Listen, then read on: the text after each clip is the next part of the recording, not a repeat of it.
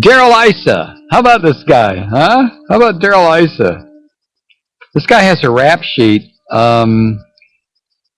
was charged twice with auto theft before making a fortune selling car alarms. I love that. He was born in Cleveland. He claims, or his brother claims, he was a rotten kid. Kid apparently stretched into his 20s. He pleaded guilty to a misdemeanor gun charge in '72.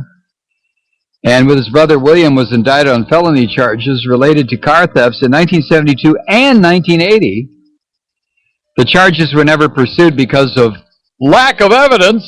There was enough there to indict him. A grand jury handed up a lack of evidence. They probably murdered the witnesses. You know, I'm sure they did. Issa, who calls himself a victim of guilt by association, blames his brother. Yeah, that's typical Republican cowardly, stinking, rotten, half-assed attitude, huh? Anyway, this guy said on CNN State of the Union on Sunday morning, he was asked what he meant by the Obama administration being the most corrupt in modern times. I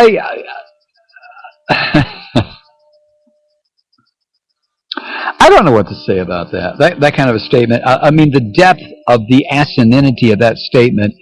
If you get anywhere near that, you'll get sucked into the vortex and die in a swirl of Darrell Issa dung. I mean, and then he went on State of the Union. He had to correct that. He said the earlier comment on the large lard-ass pigman's program, while they both were eating OxyContin and playing with each other, apparently.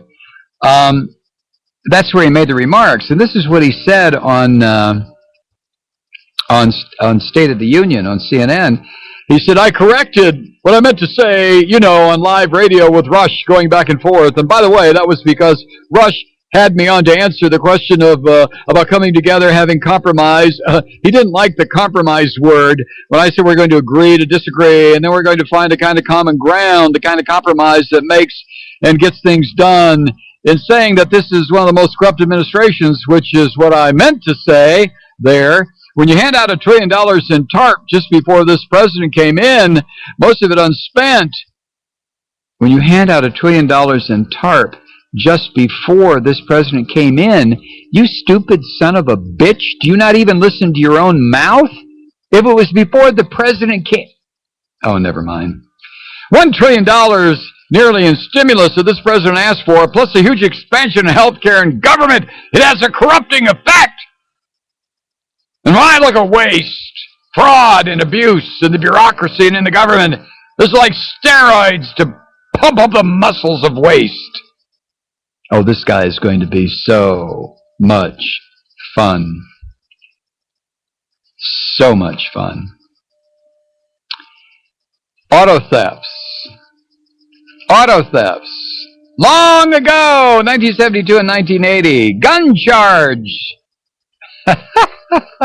Oh, my God in heaven. Darrell Issa. And it's not just him. Or is it Issa? Issa, Issa, Issa, Issa. Issa, Issa. Issa, Issa. And soon after this 112th Congress convenes, day after tomorrow, and I think Wednesday.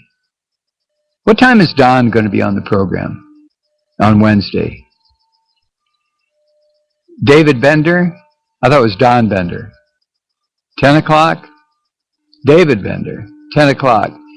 Yeah, I think we're going to start Brave New World on Wednesday because that's the convening of the new corporate-owned, entirely corporate-owned United States Congress. So that's when we'll start Brave New World on Wednesday.